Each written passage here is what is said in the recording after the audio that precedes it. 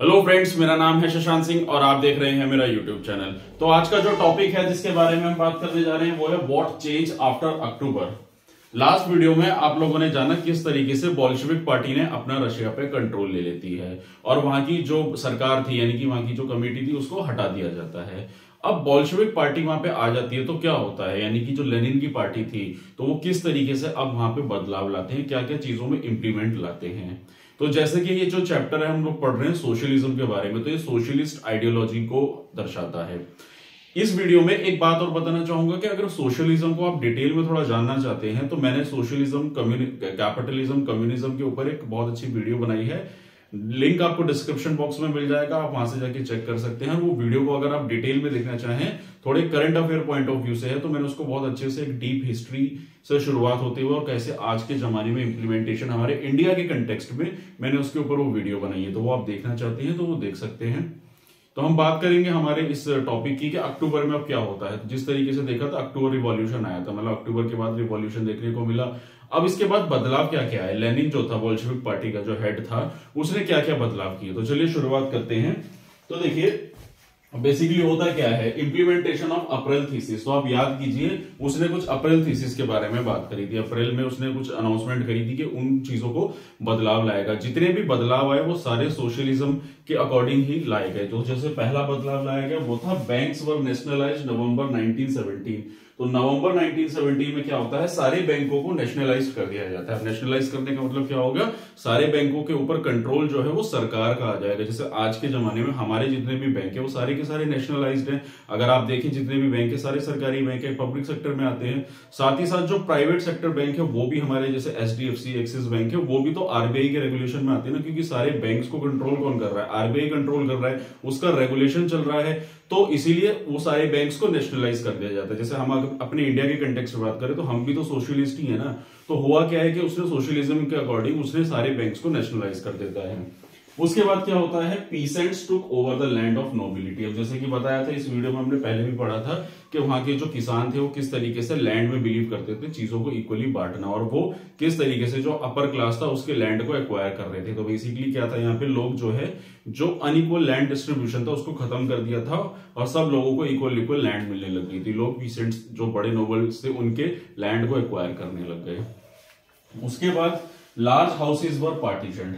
अब ये क्या होता है कि देखिए सोशलिज्म की जो आइडियोलॉजी थी जो रशिया में इंप्लीमेंट हुई, तो उसमें बेसिकली क्या हुआ था कि उसमें बोला गया था ना कि वेल्थ जो है वो इक्वली सब लोगों में बटेगी। तो वो था कि जो घर है जिसके पास जितनी रिक्वायरमेंट है, जैसे एक फैमिली है जिसमें 5 लोग हैं या 10 लोग हैं और उनके पास घर है छोटा, और एक फैमिली है जिसमें सिर्फ 2 या 3 लोग हैं और घर काफी बड़ा है, तो ये अनइक्वल डिस्ट्रीब्यूशन नहीं है। तो जिसके पास जितने लोग हैं उसी के अकॉर्डिंग उसको घर मिलेगा। इस तरीके की चीजों में बदलाव लाया गया।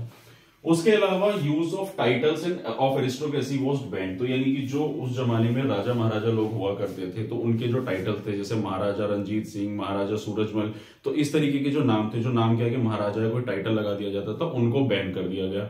वैसे आप आज के कंटेक्स्ट में अगर अपने कॉन्स्टिट्यूशन को पढ़ोगे, हमारा जैसे पॉलिटी आप पढ़ोगे ना कॉन्स्टिट्यूशन में, तो उसमें आप देखोगे कि एक आर्टिकल आता है जिसमें इसको बैन किया गया हुआ है, ठीक है ना। तो ठीक उसी तरीके से वहां पे भी सारे के सारे टाइटल्स को बैन कर दिया जाता है। उसके बाद आता है new uniforms were design for army. तो बेसिकली क्या होता है, जो आर्मी होते हैं, जो सरकारी ऑफिशियल्स होते हैं, उनके लिए नई यूनिफॉर्म डिजाइन की जाती है एक नए मतलब उसको देने के लिए। अब क्या होता है ना कि नई सरकार आई है तो वो क्या चाहेगी, वो चाहेगी कि पुरानी सरकारों ने जो भी चीजें इंप्लीमेंट करी है उनको खत्म कर दिया जाए और नई तरीके से नई चीजों को इंप्लीमेंट किया जाए। तो वो नई सरकारों का जो वो सारी चीजें थी वो खत्म कर देता है। और जो यूनिफॉर्म थी उस तरीके को कुछ डिफाइन करता है इक्वालिटी को बिलीव करने के लिए। तो बुक में आपने फोटो देख लेना, उसमें दी हुई है वो कैसी कैसी कैप्स बनाता है तो जो इक्वालिटी को डिफाइन करते हैं। तो नई यूनिफॉर्म्स बनाता है। उसके अलावा Bolshevik party renamed as Russian communist party. ये जो बोल्शेविक पार्टी थी इसका नाम बदल के रशियन कम्युनिस्ट पार्टी रख दिया जाता है। तो कम्युनिस्ट पार्टी यानी कि वो कम्युनिस्ट की आइडियोलॉजी को फॉलो करते थे। तो जो बेसिकली हमारी जो कम्युनिस्ट पार्टी ऑफ इंडिया है, जो आज हम लोग देखते हैं ना, कम्युनिस्ट पार्टी ऑफ इंडिया हो गई, ये जो हम कम्युनिज्म है, यानी कि जो कार्ल मार्क्स थे उनकी आइडियोलॉजी को जो फॉलो कर रहे थे, तो कम्युनिस्ट की शुरुआत कुछ यहीं से हुई थी। फिर वो कैसे 2 टुकड़ों में बटेगी, फिर वो जैसे रशिया में अलग कम्युनिस्ट लोग हैं, तो वो सारी चीजें पढ़ेंगे हम आगे अभी, ठीक है। तो ये होता है। तो अब हुआ क्या, देखिए अब लेनिन आया, लेनिन ने ये सारी चीजें बदल दी, ठीक है, इसने ये सारी पॉलिसीज को इंप्लीमेंट करा, ठीक है। पर क्या सारे के सारे लोग इस चीज को एग्री कर रहे थे? क्या चीजें सही चल रही थी? उसका क्या कारण था? क्योंकि देखिए क्या होता है ना, कोई भी कंट्री है जब उसमें कोई एक लीडर उभर कर आता है, जैसे आज के टाइम में अगर हम अपने देश की बात करें, अगर आज हमारे देश में जो सरकारें हैं वो किसकी है, ये लोग आप बहुत अच्छे से जानते हैं, कमेंट सेक्शन में लिख के बताइएगा। सेंट्रल में किसकी सरकार है वो आप कमेंट में बताइएगा। आज के डेट में हमारे देश में जिसकी सरकारें हैं, तो मानता हूं कि उसको फुल मेजोरिटी है, पर उसको सारे देश की जनता तो सपोर्ट नहीं करती है, अपोजिशन पार्टीज भी हैं, और अपोजिशन पार्टी का क्या नाम है वो भी आप कमेंट सेक्शन में बताइए।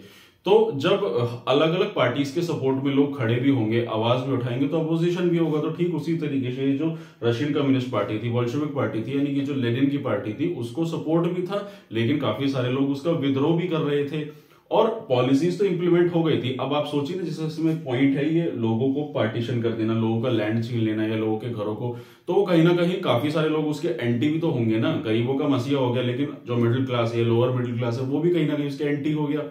तो आगे क्या होता है, तो देखिए अब होता क्या है कि, तो अब होता है नवंबर 1917 आता है जब इलेक्शन होते हैं बेसिकली। तो इलेक्शन होते हैं और वो लोग fail to gain the majority of support. तो जो लेनिन की जो पार्टी होती है, बोल्शेविक पार्टी, यानी कि जो रशियन कम्युनिस्ट पार्टी बन गई थी, वो फुल मेजोरिटी नहीं ले पाती, और फुल मेजोरिटी नहीं ले पाई थी। तो उसके बाद क्या होता है कि लेनिन जो होता है, जनवरी 1918 Lenin dismiss the assembly uncertain condition बोल के, और वो उस असेंबली को डिसमिस कर देता है।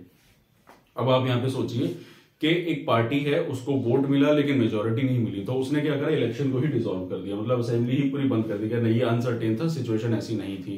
तो अब आप यहाँ पे देखेंगे कि ये कहीं ना कहीं डिक्टेटरशिप की तरफ जा रहा था, और वैसी ही कुछ कंडीशंस होंगी अभी जो हम आगे देखेंगे। तो फिर उसके बाद क्या होता है, Russia became a one party state, और वो एक वन पार्टी स्टेट बन जाता है। जर्मनी के साथ जो वर्ल्ड वॉर 1 में लड़ाई चल रही थी, उसका पीस ट्रीटी साइन कर लेता है जर्मनी के साथ, ठीक है। तो ये सारी चीजें होती हैं, और अपनी खुद की पुलिस बनाता है, सीक्रेट पुलिस, ओजीपीयू और एनकेवीडी, इस तरीके की पुलिस बनाता है कि सब लोगों पे नजर रखी जाती है कि कोई भी पार्टी के खिलाफ उठेगा तो उसको मार दिया जाए, उसके कोई भी पार्टी के खिलाफ ना बोले।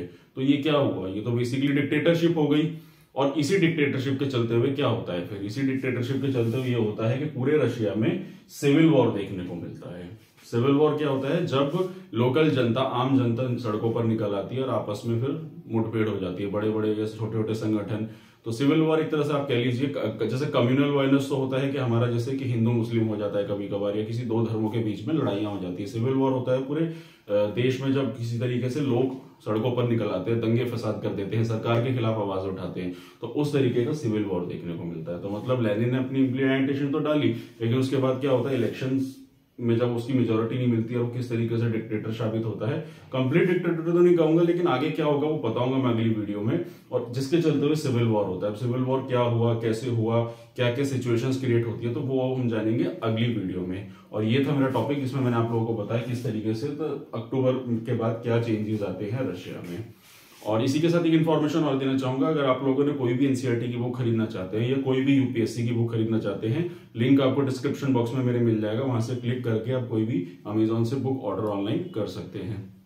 तो यही था मेरा आज का टॉपिक, और अगर आपको मेरा काम पसंद आ रहा है, अगर आपको मेरी वीडियो अच्छी लगी है, तो मेरे चैनल को सब्सक्राइब कीजिए, मेरी वीडियो को लाइक कीजिए, और आने वाले समय में आपको और ऐसी इंफॉर्मेटिव वीडियोस मिलती रहेंगी।